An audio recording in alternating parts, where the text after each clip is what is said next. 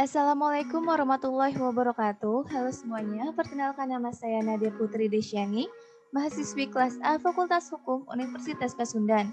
Pada kesempatan kali ini, saya akan mengajak teman-teman semua untuk membahas materi hukum pidana dalam memenuhi ujian akhir semester pengantar hukum Indonesia Fakultas Hukum Universitas Pasundan 2020. Pada kesempatan kali ini, kita lihat ada beberapa hal yang akan saya bahas. Yang pertama yaitu definisi hukum pidana. Lalu yang kedua, sifat hukum pidana.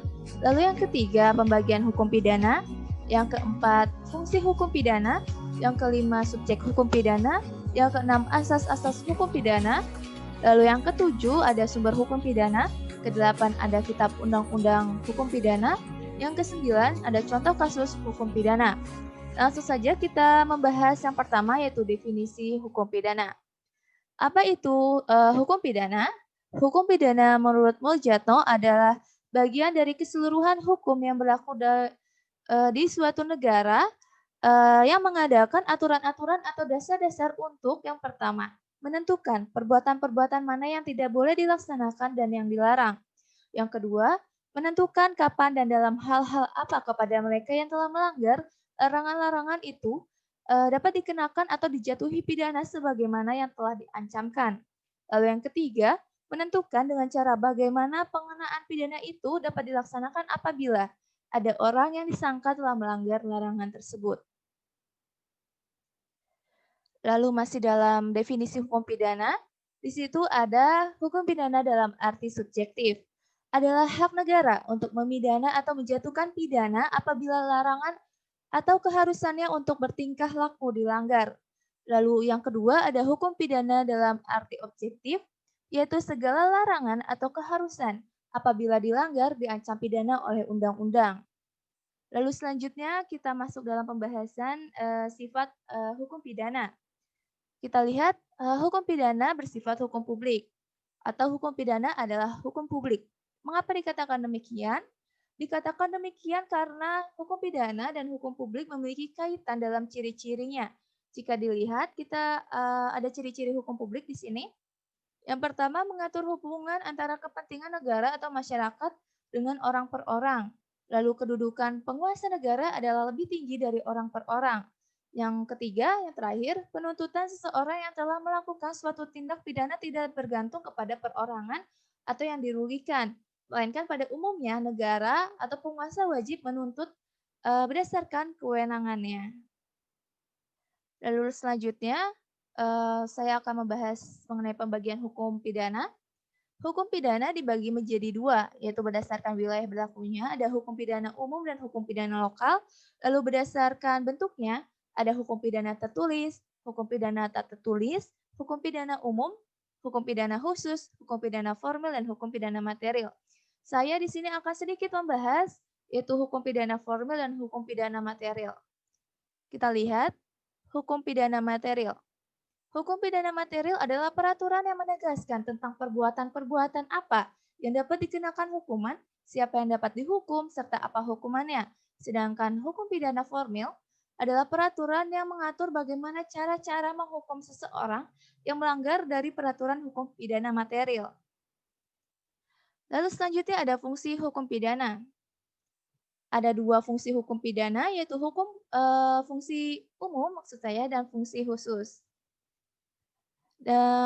Untuk fungsi umum, untuk mengatur hidup bermasyarakat atau menyelenggarakan tata dalam masyarakat yang berisi ketentuan hukum pidana yang berlaku, baik yang terdapat dalam KUHP maupun di luar KUHP. Sedangkan fungsi khusus di situ adalah untuk melindungi kepentingan umum dari perbuatan yang memperkosanya dengan sanksi pidana yang sifatnya lebih tajam bila dibandingkan dengan sanksi yang terdapat pada cabang hukum lainnya. Lalu kita akan masuk dalam pembahasan subjek hukum pidana. Ada dua subjek hukum pidana, yang pertama badan hukum dan manusia. Di dalam badan hukum dibagi menjadi dua, yaitu badan hukum dalam lingkungan hukum publik, yaitu badan hukum yang pendirian dan tantanannya berdasarkan hukum publik.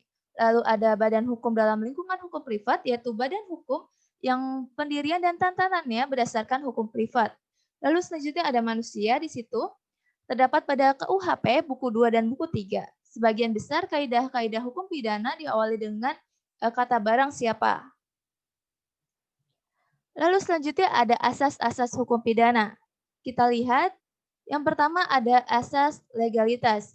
Adalah asas yang menyatakan bahwa tidak ada perbuatan yang dapat dipidana kecuali atas kekuatan aturan pidana dalam perundang-undangan yang telah ada sebelum perbuatan dilakukan.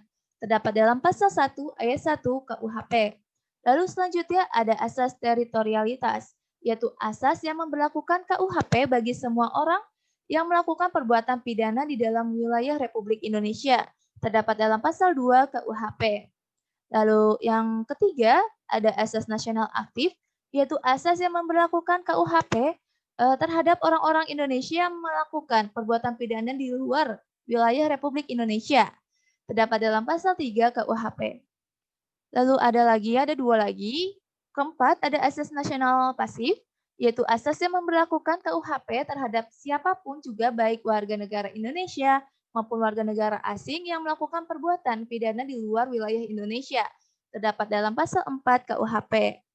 Lalu selanjutnya yang terakhir ada asas universalitas, yaitu asas yang memberlakukan KUHP terhadap perbuatan pidana yang terjadi di luar wilayah Indonesia yang merugikan kepentingan internasional.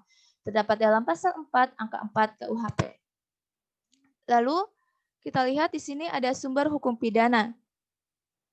Ada 3 sumber hukum pidana. Yang pertama ada KUHP atau Kitab Undang-Undang Hukum Pidana. Lalu ada undang-undang di luar KUHP yang merupakan tindak pidana khusus seperti undang-undang narkoba dan undang-undang korupsi. Lalu ada hukum pidana adat. Lalu kita masuk ke dalam pembahasan mengenai KUHP. Kita akan sedikit mengenal isi dari Kitab Undang-Undang Hukum Pidana. Ada 3 buku. Yang buku pertama mengatur tentang aturan umum. Buku kedua mengatur tentang tindak-tindak pidana yang termasuk golongan jahat. Buku ketiga mengatur tentang tindak-tindak pidana yang termasuk golongan pelanggaran. Nah, dalam pembahasan terakhir kita, saya akan mengajak teman-teman semua untuk sedikit mengenal kasus hukum pidana yang ada di Indonesia, yang pernah terjadi di Indonesia. Kita akan lihat kasus pembunuhan balita 5 tahun oleh remaja di Sawah Besar, Jakarta Pusat. Saya akan mengajak teman-teman semua untuk menyimak kronologinya terlebih dahulu. Di situ pada hari Kamis 5 Maret 2020, pelaku yang berinisial NF membunuh korban yang berinisial APA 5 tahun dengan menenggelamkannya di dalam bak mandi rumahnya pada sore hari. Korban yang awalnya diajak bermain oleh pelaku berakhir mengenaskan dengan kondisi terbalut spray dan ditemukan di dalam lemari pakaian kamar tidur pelaku. Setelah pelaku menenggelamkan korban dan yakin bahwa korban sudah meninggal, pelaku membungkus tubuh korban dengan spray dan menaruh jasadnya di dalam lemari dikarenakan pelaku tidak menemukan tempat untuk membuang jasad korban pada sore hari itu. Lalu selanjutnya, pada keesokan harinya, pelaku yang masih sekolah ya, pada tanggal 6 Maret, pelaku kebingungan dalam mencari tempat untuk membuang jasad korban. Sehingga pelaku yang saat itu ingin berangkat ke sekolah mengubah tujuannya pergi ke kantor polisi sekitar Taman Sari, Jakarta Barat. Sesampainya di kantor polisi, tepat pada pukul 11 waktu Indonesia Barat, pelaku ini mengakui kepada polisi bahwa ia telah membunuh korban yang tidak lain adalah tetangganya sendiri dan menyimpan jasad korban yang terbalut spray tadi di dalam lemari pakaiannya. Lalu keesokan harinya, pada hari Sabtu 7 Maret 2020, polisi menetapkan NF, pelaku ini sebagai tersangka. NF dijerat pasal berlapis yaitu pasal 76C Janko pasal 80 ayat 3 Undang-Undang RI nomor 35 tahun 2014 tentang perlindungan anak dan atau 338 KUHP serta 340 KUHP. Dan NF divonis 2 tahun penjara oleh Pengadilan Negeri Jakarta Pusat pada 5 Mei 2020. Saya akan sedikit menjelaskan di sini. Pada saat divonis, hakim menjatuhkan vonis yang lebih ringan dibandingkan dengan tuntutan jaksa penuntut umum, yaitu 6 tahun penjara. Mengapa? Dikarenakan hakim mempertimbangkan beberapa faktor yang ada di dalam pelaku ini, yaitu pertama, NF didiagnosa mengalami gangguan kejiwaan. Lalu NF adalah korban pelecehan oleh paman dan pacar NF tersendiri. Jadi hakim memutuskan untuk menjatuhkan NF hukuman lebih ringan daripada yang dituntut oleh jaksa penuntut umum. Saya akan memberikan beberapa barang bukti ya, nanti di akhir dan, sebelumnya kita akan membahas dulu pasal-pasalnya, yaitu ada pasal 76C Undang-Undang RI Nomor 35 Tahun 2014 tentang perubahan atas Undang-Undang RI Nomor 23 Tahun 2002 tentang Perlindungan Anak, yang di situ menyatakan bahwa setiap orang dilarang menempatkan, membiarkan, melakukan, menyuruh, atau turut serta melakukan kekerasan terhadap anak.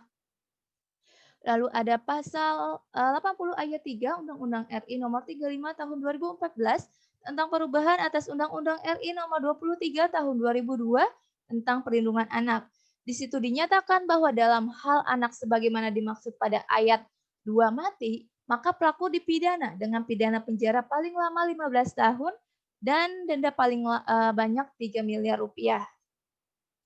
Ya, seperti yang saya katakan, ini adalah bukti-bukti yang diterima atau diambil oleh, polisi atau ditemukan oleh polisi ya. Saya mengambil dari sumber pikiranrakyat.com serta tribunnews.com ya. Di situ ada beberapa barang bukti yang atas, itu adalah coretan-coretan yang dicoret oleh pelaku tentang bagaimana yang bisa dikatakan menggambarkan kondisi kejiwaan pelaku. Dan, sampai saat ini ya, kita sudah, membahas berbagai macam pembahasan. Saya harap, pembahasan ini bisa dijadikan informasi atau tambahan wawasan untuk teman-teman semua. Terima kasih ya, kurang lebihnya mohon maaf. Wassalamualaikum warahmatullahi wabarakatuh.